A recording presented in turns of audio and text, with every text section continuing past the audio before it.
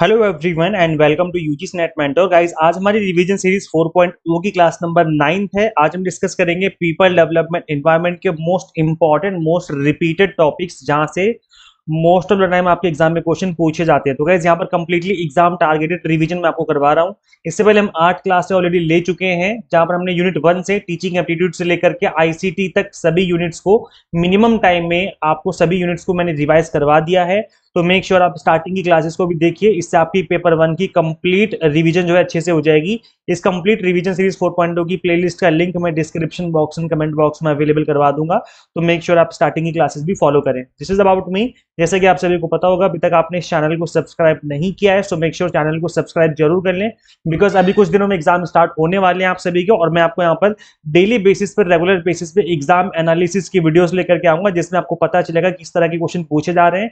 ना सिर्फ हम क्वेश्चन आपको बताएंगे, बल्कि उनका हम आंसर भी आपको बताएंगे कि इनका आंसर क्या है, ताकि अगर अगर आपके एग्जाम में क्वेश्चन बने तो आप उसका आंसर कर पाएंगे। तो so guys make sure channel को सब्सक्राइब जरूर कर लीजिए, बिकॉज आपको रेगुलर बेसिस पे यहाँ पर वीडियो जो मिलने वाली है एग्जाम एनालिसिस की। आप हमें टेलीग्राम, इंस्टाग्राम, व्हाट्सएप चैनल पे फॉलो कर सकते हैं। इनफैक्ट अभी टेलीग्राम तो गवर्नमेंट ने रिसेंटली अभी कुछ टाइम पीरियड के लिए बैन कर दिया है नीट एग्जाम की वजह से।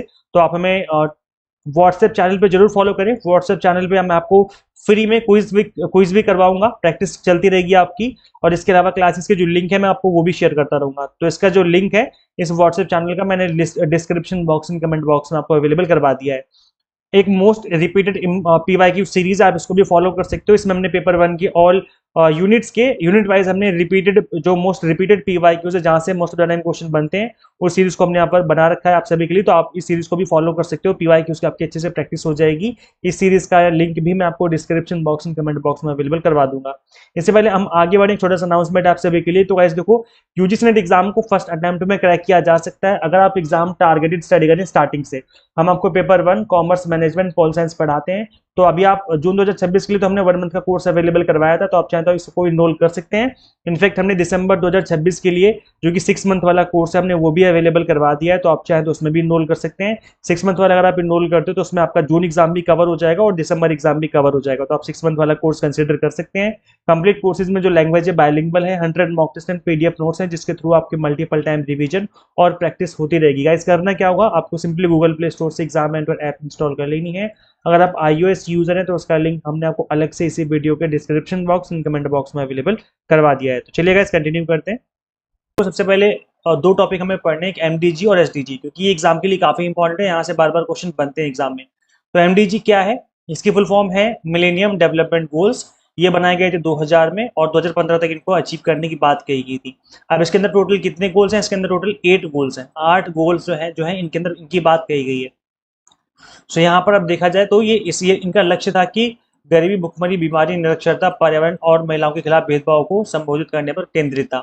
2000 में बनाया गया, 2015 तक इनको अचीव करना था। इसके अंदर 8 अंतर्राष्ट्रीय विकास लक्ष्य थे, और इसको किसने बनाया था, संयुक्त राष्ट्र के जो देश हैं जो उन सभी ने मिलकर के इसको बनाया था। ठीक है। सो ये अब ये जो 8 गोल हैं इनको हम एक बार गो थ्रू कर लेते हैं, बिकॉज ये भी कई बार एग्जाम में पूछ लिए जाते हैं। तो पहला गोल है आपका रिड्यूस पॉवर्टी। सबसे पहला काम किसी भी इंसान का क्या होता है, अपनी गरीबत को खत्म करना। तो पॉवर्टी खत्म करना, गरीबत को खत्म करना। जब गरीबी खत्म होगी इसका मतलब है कि उसके बाद आप पढ़ाई लिखाई पे ध्यान दोगे, तब है ना, जब आपके पास इनकम आएगी तभी तो आप एजुकेशन अपना ले पाओगे ना। तो उसके बाद नेक्स्ट क्या आ जाएगा, अचीव यूनिवर्सल प्राइमरी एजुकेशन। याद रखिए इसके अंदर प्राइमरी एजुकेशन की बात कही गई है। तो एमडीजी जो है वो प्राइमरी एजुकेशन की बात करता है। उसके बाद जब आपकी एजुकेशन अच्छी हो जाएगी, जब आप पढ़ लिख जाओगे, तब आपके अंदर जेंडर इक्वालिटी आ जाएगी। आप सभी जेंडर को समान अपने नज़रों से देखोगे, किसी के अंदर भेदभाव नहीं करोगे ना, तो आपके अंदर जेंडर इक्वालिटी आ जाएगी जब आप एजुकेशन ले लोगे। तो जब जेंडर इक्वालिटी आ जाएगी, जब फीमेल हो मेल हो सब इक्वल हो जाएंगे, मतलब सबको इक्वल की नजर से देखा जाएगा, तो उस केस में क्या होगा, चाइल्ड मोर्टेलिटी रेट भी खत्म हो जाएगा। क्यों, क्योंकि अंदर अब जो है आपके अंदर एजुकेशन भी आ चुकी है, आपके अंदर समझ आ चुकी है जेंडर इक्वालिटी की, तो चाइल्ड मोर्टेलिटी रेट भी खत्म हो जाएगा। अब ये यहाँ पर चाइल्ड मोर्टेलिटी रेट जो है वो यहाँ पर बात की जा रही है हर तरीके के बच्चे की, चाहे वो मेल हो चाहे फीमेल हो। चाइल्ड मोर्टेलिटी रेट को कम करने की बात यहाँ पर कही गई थी उस टाइम पर। तो ये इसके बाद आपके अंदर जो अब देखो चाइल्ड मोर्टेलिटी रेट जो है वो कम होगा, तो ऑब्वियस सी बात है कि मैटरनल हेल्थ अच्छी हो जाएगी, है ना। तो इम्प्रूव मैटरनल हेल्थ। अब यहाँ पर भी हेल्थ से रिलेटेड बात की जा रही है, तो हेल्दी रहने की बात की जा रही है। तो नेक्स्ट क्या है, जो बीमारियां हैं उनसे लड़ने की बात की जा रही है, जैसे HIV एड्स हो गया, ट्यूबरक्लोसिस हो गया ना, जिसको टीबी बोलते हैं शॉर्ट में। इसके अलावा मलेरिया भी इसी में है। मलेरिया से उस टाइम पर मलेरिया बहुत बड़ी बीमारी हुआ करती थी। तो ये फिर हेल्थ की बात की जा रही है, मैटरनल हेल्थ की बात की जा रही है, तो नेक्स्ट क्या हो जाएगा, हेल्थ से रिलेटेड जो बीमारियां होती हैं उनको खत्म करने की बात की जा रही है। नेक्स्ट आपका इंश्योर एनवायरमेंटल सस्टेनेबिलिटी। अब इसीलिए तो गोल बनाए गए थे ये, इनका नाम ही मिलेनियम डेवलपमेंट गोल है, मतलब हमें जो हमारा डेवलपमेंट है वो सस्टेनेबल होना चाहिए। फिर उसके बाद लास्ट में पार्टनरशिप करनी है, पार्टनरशिप फॉर द डेवलपमेंट। तो याद रखिए, चाहे एमडीजी हो चाहे एसडीजी हो, लास्ट गोल जो होगा वो पार्टनरशिप पे ही होगा। इसका 8वां गोल पार्टनरशिप का है, और एसडीजी में 17वां गोल जो होता है वो आपका पार्टनरशिप का होता है। तो लास्ट गोल जो है दोनों का सेम कॉमन गोल है, पार्टनरशिप करना for the development, for the cooperation. तो ये टोटल 8 गोल है, आई थिंक आपको समझ में आ गए होंगे। सस्टेनेबल डेवलपमेंट गोल्स, तो इसके अंदर टोटल 17 गोल्स होते हैं। और आप गाइस बिलीव नहीं करेंगे, मैंने आज मॉर्निंग में ही इसकी क्लास ली है। मैंने इन 17 के 17 गोल्स को एक शॉर्ट ट्रिक से समझाया हुआ है। 5 मिनट के अंदर अंदर आप इन 17 के 17 गोल्स को आप एक ही बार में याद कर सकते हो, और आपके नंबर जो है पक्के हो जाएंगे, गारंटीड। लाइफ टाइम नहीं भूल पाओगे, क्योंकि मैंने एक ऐसी स्टोरी सुना दी है, उसके अंदर एक ऐसी स्टोरी बना दी है ताकि आप चीजों को लंबे टाइम तक याद रहें। तो जब तक आप जिएंगे तब तक याद रखेंगे, गारंटी गाइस, भूलेंगे नहीं। गाइस देखो, ये आपका जो क्वेश्चन है, ये जो क्वेश्चन है आपका, ये आपका पीवाई की क्वेश्चन है, रिसेंटली भी पूछा गया था लास्ट सेशन में। ये आपका सस्टेनेबल डेवलपमेंट गोल से रिलेटेड ही क्वेश्चन है। इस तरह का क्वेश्चन आपको एग्जाम में देखने को मिल सकता है। पूछा गया था which covers life long learning. Life long learning जो है वो किस गोल के अंदर आती है। अब यहाँ पर लर्निंग की बात हो रही है, इसका मतलब है कि वो एजुकेशन के अंदर ही आ रही होगी, है ना। जेंडर इक्वालिटी, हंगर और गुड हेल्थ के अंदर तो आएगी नहीं, वो क्वालिटी ऑफ एजुकेशन के अंदर ही आएगी। तो ऑप्शन नंबर 2 हो जाएगा इसका राइट आंसर। कई बार इस तरीके से पूछ लेते हैं कि कौन सा सस्टेनेबल डेवलपमेंट गोल जो है वो किस चीज से रिलेटेड है। कई बार मैच ऑफ द फॉलोइंग पूछ लिया जाता है कि कौन सा सस्टेनेबल डेवलपमेंट गोल, जो गोल नंबर है वो किस वाले चीज से रिलेटेड है। इस तरीके से चीजें पूछ ली जाती हैं। तो इस तरह के जो क्वेश्चन है वो आपके एग्जाम में बन जाते हैं। एक बार ये पूछ लिया गया था कि बताओ भाई, सस्टेनेबल डेवलपमेंट गोल का कौन सा ऐसा गोल है जो हमारे इंडियन कॉन्स्टिट्यूशन के अंदर भी मेंशन है। तो वही एजुकेशन वाला ही जो गोल है वो उसके अंदर मेंशन है। तो इस तरीके की चीजें जो है मिला जुला के पूछ ली जाती हैं। आई होप आपको समझ में आ गया है। तो अगर सस्टेनेबल डेवलपमेंट गोल आपने पढ़े होंगे तो आई एम श्योर आप इस तरह के क्वेश्चन का आंसर इजीली कर पाएंगे। नेक्स्ट आपका एयर पॉल्यूशन लिमिट। अब देखो गाइस, ये एग्जाम के लिए काफी इंपॉर्टेंट है। अब एयर पॉल्यूशन की जो लिमिट है एग्जाम में, अभी कुछ सेशन 2, आई थिंक 2 या 3 सेशन पहले एग्जाम में पूछा भी गया था इसके ऊपर क्वेश्चन। तो उसमें कलर के ऊपर क्वेश्चन पूछा गया था कि भाई ग्रीन कलर जो है वो क्या इंडिकेट करता है, कौन सी लिमिट इंडिकेट करता है। तो जो ग्रीन कलर है वो गुड होता है, और 0 से 50 की जो लिमिट है एयर क्वालिटी इंडेक्स की, वो इंडिकेट करता है। फिर 51 से 100 जो है वो सेटिस्फैक्ट्री हो जाएगा। 101 से 200 का जो होता है वो मॉडरेट लेवल होता है, इसको हम बोलेंगे येलो। येलो कलर जो है मॉडरेट लेवल इंडिकेट करता है। फिर 201 से लेकर 300 तक डार्क येलो हो जाएगा, पुअर। फिर उसके बाद 301 से लेकर 400 तक आपका यहाँ पर हो जाएगा रेड, और उसके बाद 400 से लेकर 500 तक हो जाएगा मरून, सेवियर, है ना। तो ये आपकी लिमिट है एयर पॉल्यूशन की, जिसको कि आपको याद रखना है। इससे रिलेटेड क्वेश्चन भी आपके एग्जाम में पहले भी पूछ चुके हैं, दोबारा पूछे जा सकते हैं।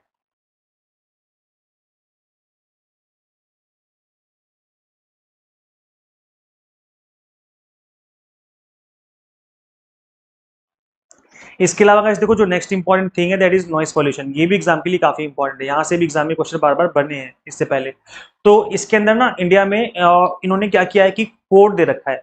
जैसे कोड ए का मतलब है कि इंडस्ट्री की बात की जा रही है, कोड डी का मतलब है यहाँ पर बात की जा रही है साइलेंस जोन की, कोड बी है कमर्शियल, एंड कोड सी आपका रेजिडेंशियल। अब इसकी लिमिट है, इसकी लिमिट सेट कर दी गई, वो आपको याद रखना है। तो इंडस्ट्रियल एरिया में जो आपका डे लिमिट है वो हो जाएगी 75 डेसिबल, और नाइट की हो जाएगी 70 डेसिबल।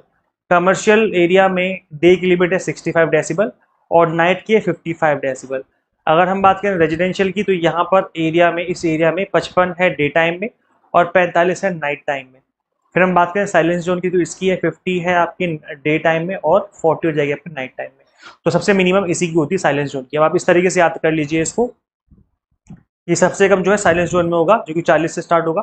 फिर उसके बाद यहाँ बढ़ता जाएगा 40 से 45, 45 से 55, 55 से सीधा 70, और फिर यहाँ पे 50 से 55, 55 से 65, 75। इस तरीके से आप याद कर सकते हैं कि सबसे जो कम लिमिट होती है साइलेंस जोन की, फिर रेजिडेंशियल की, फिर कमर्शियल की, फिर तब जाके इंडस्ट्रियल की। इंडस्ट्रियल में ज्यादा खटर पटर होती है, और जब वहाँ पर थोड़ा सा इस तरीके का सामान बन रहा होता है, जैसे प्लास्टिक बना रहे हैं, या स्टील का काम चल रहा है ना, या फिर आयरन का काम चल रहा है, तो ज्यादा खटर पटर रहती है। तो इसकी लिमिट सबसे ज्यादा रखी गई है, मतलब थोड़ा सा इसमें छूट दे दी गई है। जबकि रेजिडेंशियल एरिया में 45 से 55 को ही यहाँ पर लिमिट बनाया गया है। तो ये लिमिट जो है आपको याद रखनी है, एग्जाम के लिए काफी इंपॉर्टेंट है। गाइस देखो, ये क्वेश्चन है जो कि आपको ग्लोबल वार्मिंग से रिलेटेड था, बट थोड़ा सा अटपटा सा क्वेश्चन आपको लगेगा पढ़ने के बाद। क्वेश्चन आपका ये पूछा गया था, पीवाई की क्वेश्चन है ये। A temperature increase due to global warming, the release of methane from wetland will increase. जो अगर ग्लोबल वार्मिंग बढ़ती है तो इसकी वजह से जो वेटलैंड है, मतलब जो गीला क्षेत्र है, जो मड़ी क्षेत्र है, वहां पर जो मीथेन का रिलीज होगा वो भी इंक्रीज हो जाएगा। तो ये किस तरह का एग्जाम्पल है? ये पॉजिटिव फीडबैक है, नेगेटिव फीडबैक है, या बोथ है, या फिर नाइदर है? तो गाइस देखो, यहाँ पर इस केस में आपको पता होना चाहिए कि पॉजिटिव और नेगेटिव फीडबैक होते क्या है। पॉजिटिव फीडबैक ये होता है कि जब किसी चीज के होने से कोई जो इसका इफेक्ट है वो दूसरी चीज पे बढ़े, मतलब उसके इफेक्ट को बढ़ा दे। जैसे फॉर एग्जाम्पल, अगर अगर धूप पड़ रही है, बहुत तेज धूप है, आपको गर्मी लग रही थी, आपको पसीना आ रहा था, पहले से पसीना आ रहा था, लेकिन अगर धूप में आप खड़े हो जाओगे तो क्या होगा? पसीना और ज्यादा बढ़ने लग जाएगा। ये होता है पॉजिटिव फीडबैक, मतलब किसी चीज के होने पे किसी चीज के का जो इफेक्ट है वो और ज्यादा उसको बढ़ा दे, पॉजिटिव फीडबैक होता है। नेगेटिव फीडबैक में क्या होता है कि उसके असर को कम कर दे। जैसे इसी का उल्टा ले लेते हैं कि अगर धूप में खड़े होने पर अगर आपका पसीना बढ़ने की जगह अगर कम होने लग जाए, सूखने लग जाए, तो वो कहलाएगा आपका नेगेटिव फीडबैक। तो गाइस देखो, इस क्वेश्चन में ये बोला गया था कि अगर ग्लोबल वार्मिंग बढ़ती है due to increase in global warming, अगर ग्लोबल वार्मिंग बढ़ती है तो मीथेन का जो रिलीज है वो भी क्या हो जाएगा? इंक्रीज हो जाएगा। तो एक चीज के बढ़ने से दूसरी चीज भी इंक्रीज हो रही है, इसका मतलब क्या हो जाएगा? ये पॉजिटिव फीडबैक हो जाएगा। तो इसका आंसर क्या हो जाएगा? Option number first. Waste management की अगर हम बात करें तो इसके अंदर जनरली डस्टबिन के कलर पूछ लिए जाते हैं, तो मैं इसी को रिवाइज करवा देता हूँ आप सभी को। तो यहाँ पे आप सभी लोग देख पा रहे होंगे, जो आपका रेड कलर है, जिसको आप मरून कलर भी कह सकते हो, यहाँ पर रेड डस्टबिन जो है, हाँ रेड डस्टबिन है ये। तो इसके अंदर प्लास्टिक वेस्ट आता है, such as Kaithal catheters, injection हो गया, सिरिंज हो गया, ट्यूबिंग्स हो गया, एंड बोटल्स, मतलब जो प्लास्टिक के सामान है वो इसके अंदर आ जाएंगे। ब्लैक डस्टबिन होती है जिसमें थोड़ा सा खतरनाक सामान होता है, जैसे नीडल्स होते हैं, चुभ जाएंगे, आपको चुभ सकते हैं, इस वजह से इसको ब्लैक वाले डस्टबिन में डालने को बोला गया है। इसके बाद इसमें नीडल्स विदाउट सिरिंज है ना, ब्लेड्स हो गया आपका जो कट सकते हैं, जिसकी वजह से आपको कट लग सकते हैं, sharp and all metal artificial, तो जिसकी वजह से कट लग सकता है, नुकसान पहुंच सकता है आपको, वो डाला जाएगा आपका ब्लैक वाले डस्टबिन में। तो इस चीज को याद रखना है। फिर येलो डस्टबिन किस चीज के लिए होती है? इन्फेक्शियस वेस्ट, बैंडेज हो गया है ना, गॉजेज, कॉटन और एनी अदर थिंग्स है ना, तो जो भी आपका, जैसे आपकी चोट लग गई तो खून आपका पोंछा गया कॉटन से, तो वो अब जो इस तरह की जो रुई, जो कॉटन है, वो कहाँ डाली जाएगी? येलो डस्टबिन में।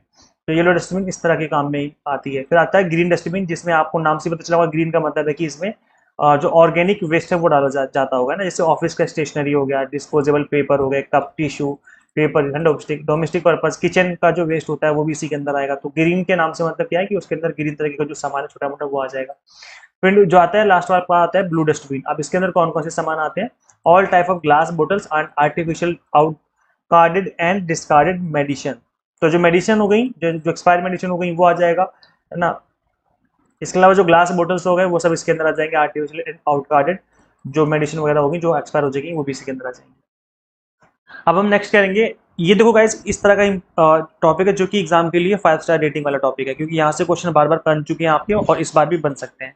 तो यहाँ पर कुछ मैं गैसेस और कुछ पॉल्यूटेंट बताऊंगा जिसको कि आपको समझना है, क्योंकि इसके ऊपर क्वेश्चन बन चुके हैं पहले भी। अभी जो पार्टिकुलेट मैटर है, अब ये क्या होता है, कैसे बनता है और हमारे हेल्थ के लिए किस तरीके से नुकसानदायक है, इसके ऊपर क्वेश्चन बन चुका है पहले भी। सो ये टिनी पार्टिकल्स होते हैं डस्ट के, डर्ट के, suit, smoke and liquid droplets in the air, हवा में उड़ते हुए डर्ट पार्टिकल्स, मतलब धूल मिट्टी जो हवा में उड़ रही होती है। मैं हिंदी में भी दिखा देता हूँ, हिंदी वाले स्टूडेंट्स। हवा में धूल, गंदगी, कालिक, धुआं और तरल बूंदों के छोटे कण जो है वो पार्टिकुलेट मैटर कहलाते हैं। अब ये हेल्थ इंपैक्ट क्या डाल सकता है? हेल्थ इंपैक्ट डालता है that it PM can be inhaled deep into the lungs causing respiratory problem. तो रेस्पिरेटरी मतलब सांस लेने में दिक्कत हो सकती है आपको, जैसे अस्थमा हो सकता है, ब्रोंचिटिस हो जाएगा, सीओपीडी हो जाएगा। It can also contribute to cardiovascular issues and increase the risk of lung cancer. तो बड़े लेवल की बीमारी तक इससे हो सकती है। अब ये सोर्सेज का मतलब है कि किस किस से बनता है, कैसे कैसे ये जो सोर्स है कैसे पीएम बनता है। सो डीजल व्हीकल हो गया, कोल फायर्ड पावर प्लांट हो गए, आपके कंस्ट्रक्शन साइट हो गई, इंडस्ट्रियल प्रोसेस हो गए, है ना। तो ये जो है इस तरीके से बनता है। कोयले से चलने वाली बिजली संयंत्र, निर्माण स्थल और औद्योगिक प्रक्रियाएं, जैसे बिल्डिंग बन रही, कंस्ट्रक्शन चल रहा है, धूल मिट्टी उड़ेगी, वो हवा में रहेगी, वो आपके पीएम पार्टिकल्स कहलाते हैं। डीजल व्हीकल हो गए, धुआं निकलेगा उससे, तो इस तरह के जो पार्टिकल्स हवा में रह जाते हैं मोटे मोटे, उनको हम इसके अंदर काउंट करते हैं। ओजोन 3, ये भी आपके एग्जाम के लिए इंपॉर्टेंट है और इसके ऊपर भी क्वेश्चन पहले बन चुका है। So ozone 3 it is a gas formed when pollutants react with sunlight। Sunlight में रिएक्ट करती है पॉल्यूटेंट, तब जाके ये बनता है। याद रखिए सनलाइट का होना बहुत जरूरी है, तभी ये फॉर्म होती है। तो इसका हेल्थ इंपैक्ट क्या है, ये भी आपके रेस्पिरेटरी सिस्टम को प्रॉब्लम क्रिएट कर सकती है, सांस लेने में दिक्कत हो जाएगी, कॉजिंग कफिंग, खांसी हो सकती है, थ्रोट इरिटेशन हो सकता है, चेस्ट पेन हो सकता है, it can worsen asthma and other respiratory condition.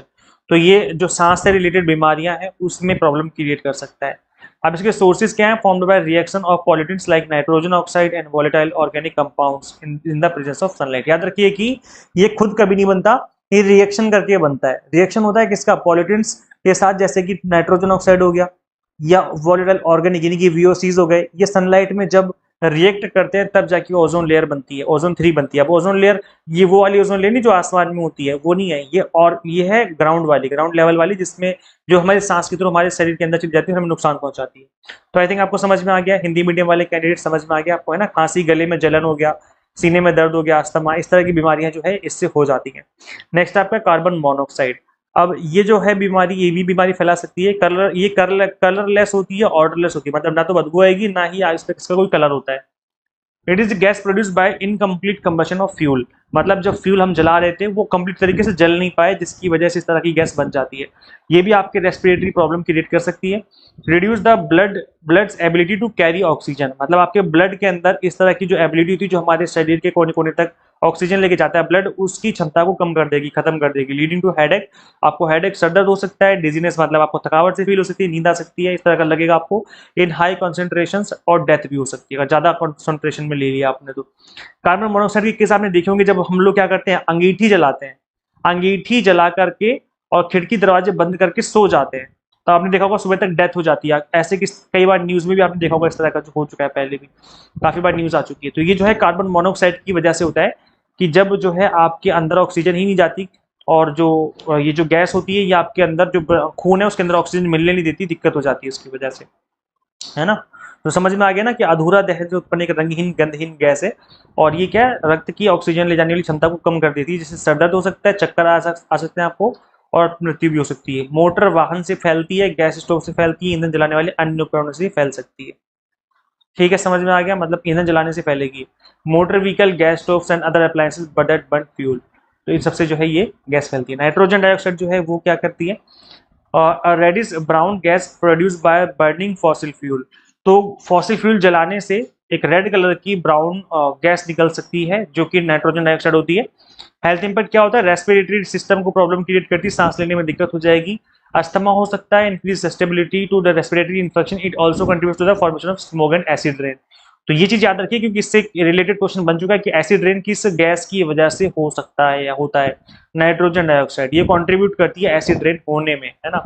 तो ये फॉर्म स्मोक भी बनता है इसकी वजह से, जो धुंध धुंध बन जाती है ना, आसमान में देखा होगा धुंध बन जाती है, स्मोक बन जाता है, एसिड रेन के निर्माण में इसका योगदान रहता है। व्हीकल से निकलती है, पावर प्लांट से निकलती है, इंडस्ट्रियल फैसिलिटी से निकलती है ये, तो यहाँ से जो है निकलने वाली गैस है, औद्योगिक सुविधाओं से जो है ये गैस निकल सकती है। सल्फर डाइऑक्साइड SO2, ये भी काफी खतरनाक गैस मानी जाती है, colourless gas with pungent colour, pungent odour, primarily form from burning coal and oil. तो ये कोयला और तेल जलाने की वजह से होती है, इसकी बहुत तीखी गंध होती है, अजीब सी गंध होती है, बहुत आपको जलन सी फील होगी, है ना। सो ये भी रेस्पिरेटरी सिस्टम क्रिएट कर सकती है, मतलब आपके सांस लेने में दिक्कत हो जाएगी, कॉजिंग कफ हो सकता है, wheezing and shortness of breath, it can worse asthma and other respiratory condition.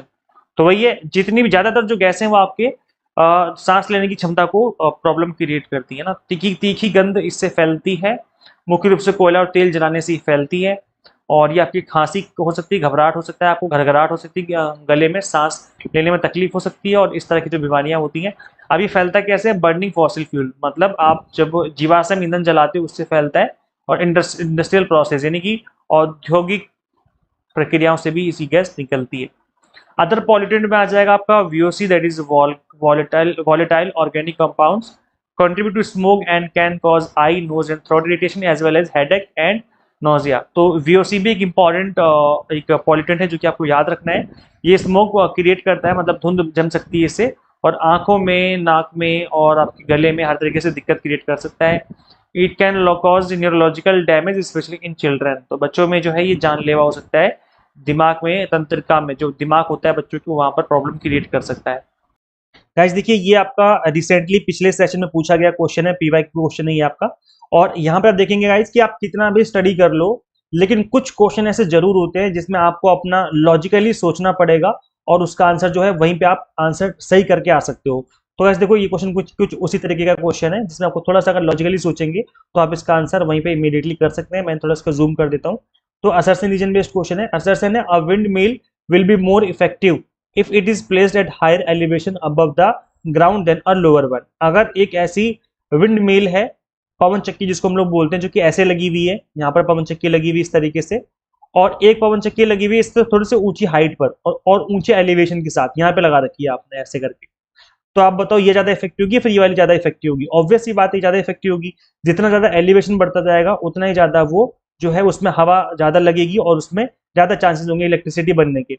और रीजन क्या है इसका? Generally the wind speed increase with altitude above the earth surface. जितना ज्यादा अर्थ सरफेस से आप ऊपर बढ़ते चले जाओगे, जो हवा की जो स्पीड है वो भी बढ़ती चली जाएगी। तो ये बात भी सही बोली जा रही है। तो यहाँ पर बोथ ए एंड आर जो असर्शन रीजन है वो करेक्ट है, और R is the correct explanation of A जो है वो राइट आंसर हो जाएगा, यानी कि option number first will be the right answer.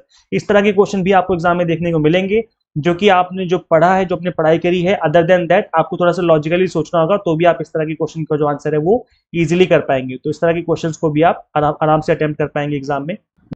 Guys देखो, पेपर 1 में अच्छा स्कोर करने के लिए, इनफैक्ट पेपर 2 में भी, आपको प्रीवियस ईयर की क्वेश्चंस की प्रैक्टिस करना बहुत जरूरी है। तो मैंने अभी कुछ दिन पहले ही आपको पेपर 1 के 100 मोस्ट रिपीटेड टॉपिक्स के ऊपर पीवाईक्यूज की प्रैक्टिस करवाई थी। तो आप इस क्लास को जरूर देखिएगा अगर अभी तक आपने इस क्लास को नहीं देखा है।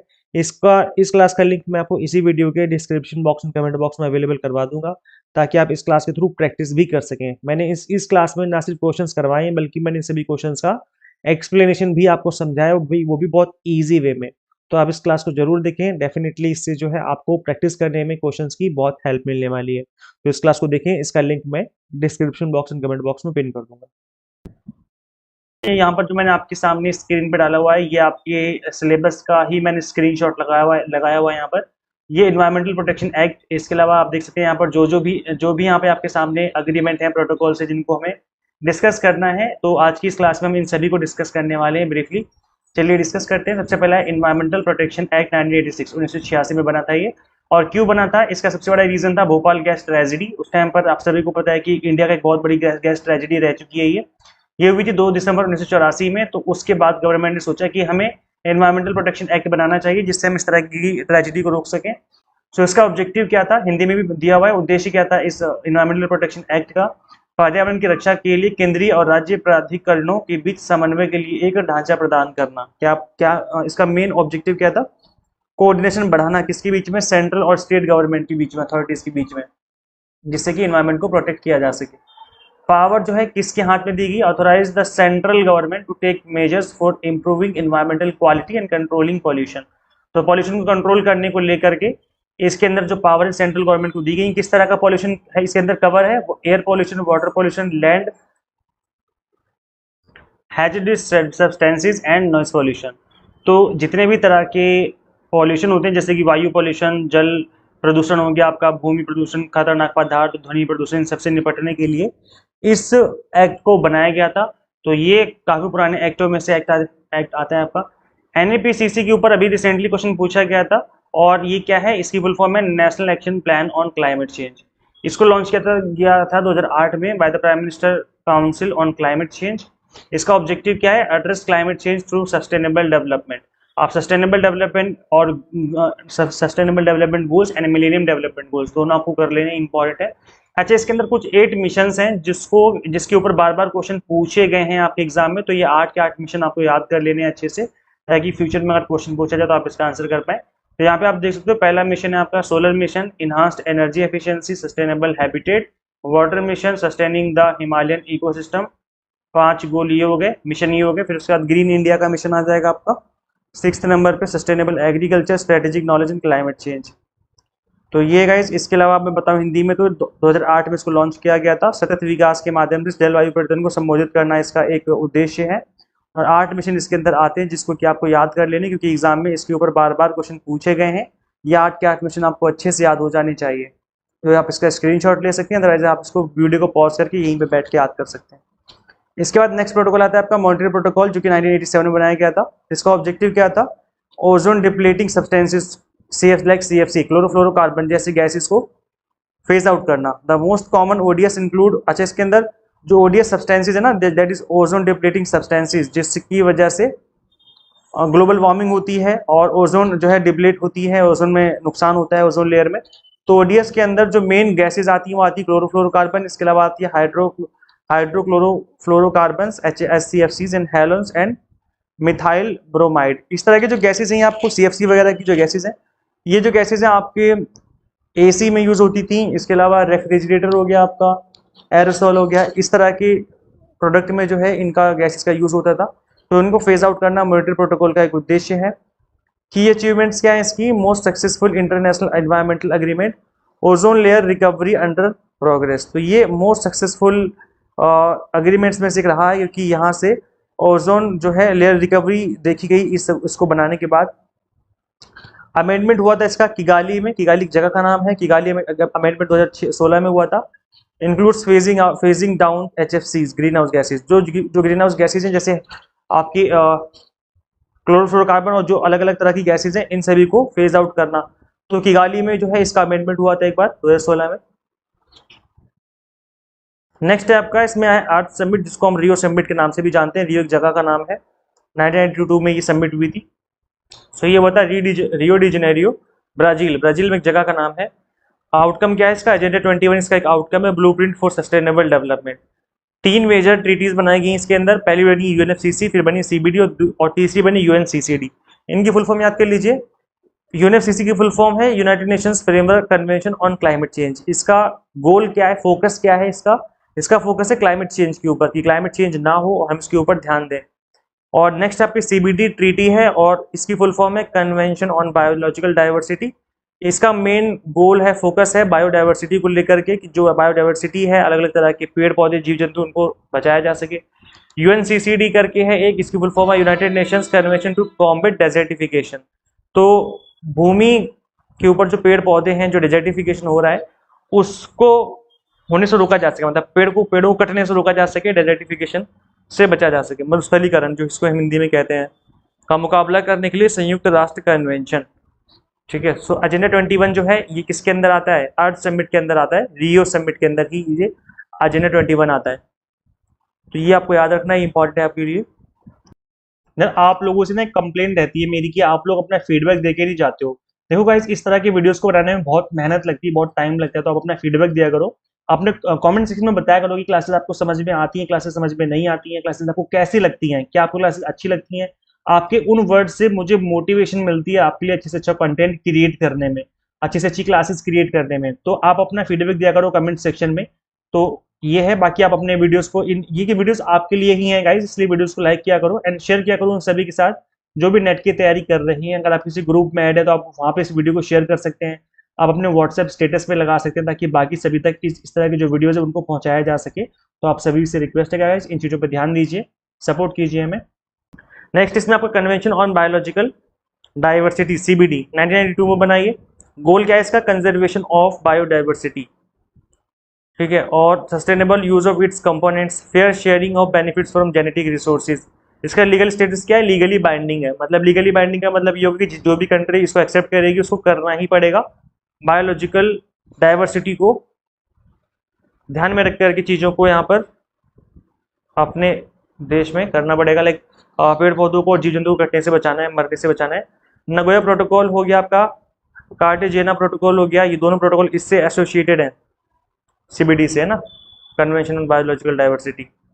सो इन दोनों में डिफरेंस क्या है? Cartagena Protocol focus on bio safety, specifically addressing the safe handling, transport and use of living modified organism.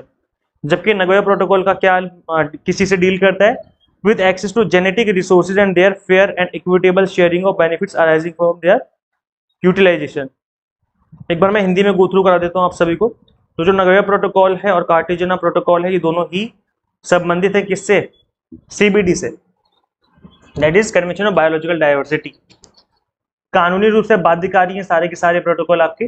Cartagena protocol जैव सुरक्षा प्रदान करता है, इसका मेन रूप से इस चीज पे सुरक्षा पे ध्यान है इसका, है ना। और जीवित संशोधित जीवों, मतलब ये थोड़ा सा मॉडिफाइड होते हैं, जैसे आपने देखा होगा गेहूं और चावल को अगर DNA में उसके मॉडिफिकेशन कर दिया तो आपने देखा होगा कि हाइब्रिड, जो आपने सुना होगा हाइब्रिड तरह की जो चीजें होती हैं, चाहे जानवरों में हो चाहे वो पेड़ पौधे में हो, तो उनको एलएमओ की कैटेगरी में डाल दिया जाता है कि सुरक्षित संचालन, परिवहन, उपयोग को संबंधित करता है। नवे प्रोटोकॉल आनुवांशिक संसाधनों तक पहुंच और उनके उपयोग से होने वाले लाभों को उचित और न्यायसंगत बंटवारे से संबंधित है।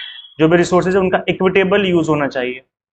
क्योटो प्रोटोकॉल 1987 में बना था गाइस, तो इसकी ईयर आपको याद रखना है, क्योंकि कई बार तो ईयर ही पूछ लिया जाता है, तो ईयर अच्छे से याद कर लेना है। Kyoto Protocol is an international treaty that commits industrialized countries and economies in transition to reduce greenhouse gas emission.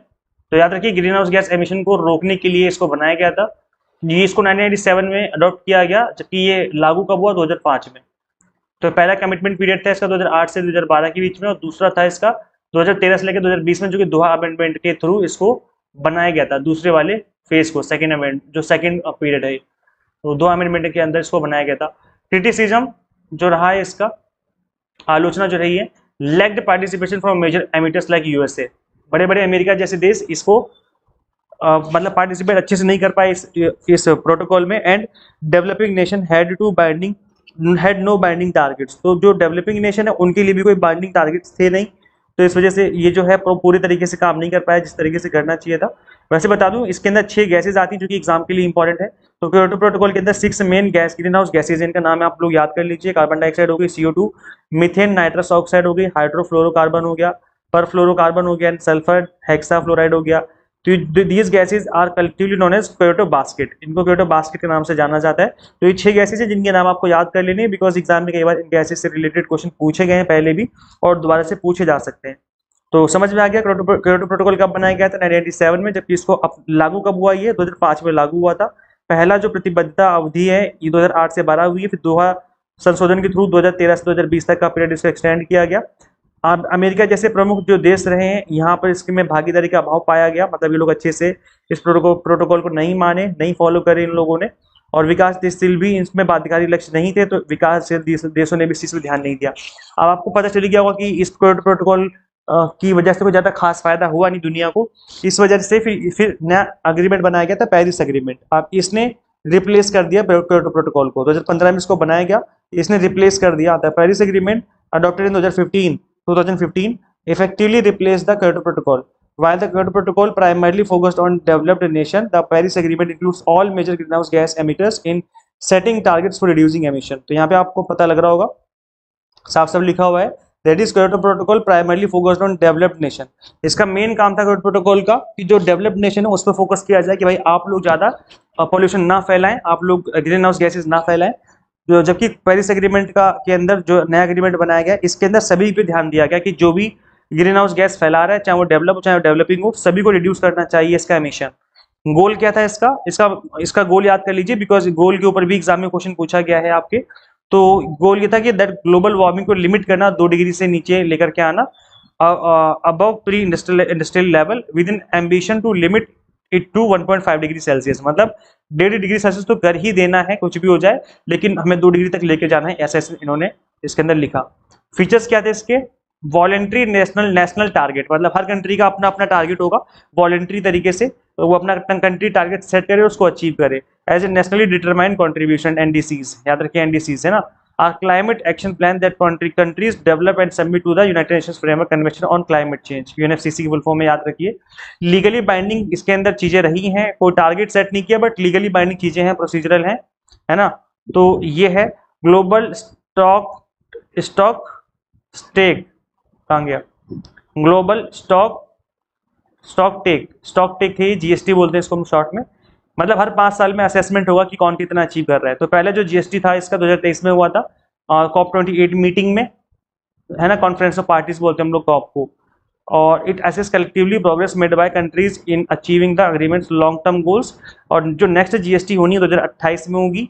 और ये जीएसटी क्या है, ये हर 5 साल में एक मीटिंग होती है जिसमें असेसमेंट किया जाता है कि कितने कंट्रीज जो है किस तरीके से इस पेरिस समझौते को मान रहे हैं, प्रभावी रूप से इसका इस्तेमाल कर रहे हैं, मतलब एमिशन जो है वो कम कर पा रहे नहीं कर पा रहे हैं ना। तो ये है, इस चीज को याद रखना है आपको। नेक्स्ट है आपका, और इसमें आता है इंटरनेशनल सोलर अलायंस ISA, और ये भी रिसेंटली 2015 में बना था, initiated by India and France. 2015 COP21 में इसको बनाया गया था। ऑब्जेक्टिव था प्रमोट करना सोलर एनर्जी को, ऐसी कंट्री जो कि सन रिच है, जहाँ पर सूरज की धूप ज्यादा रहती है, जो कि कंट्री पड़ती है Tropic of Cancer and Tropic of Capricorn के ऊपर।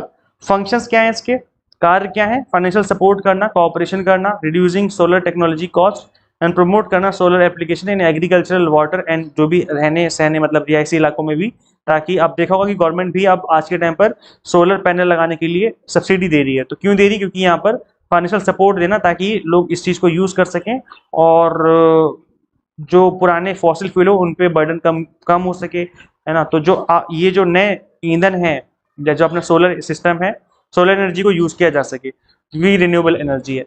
तो ये गाइस आई थिंक आपको चीज़ें समझ में आ गई हैं। गाइस देखिए ये क्वेश्चन है जो कि आपका पूछा गया है रिसेंटली पिछले सेशन में, पीवाईक्यू क्वेश्चन है और इस तरह का क्वेश्चन बनने के बहुत हाई चांसेस रहते हैं एग्जाम में।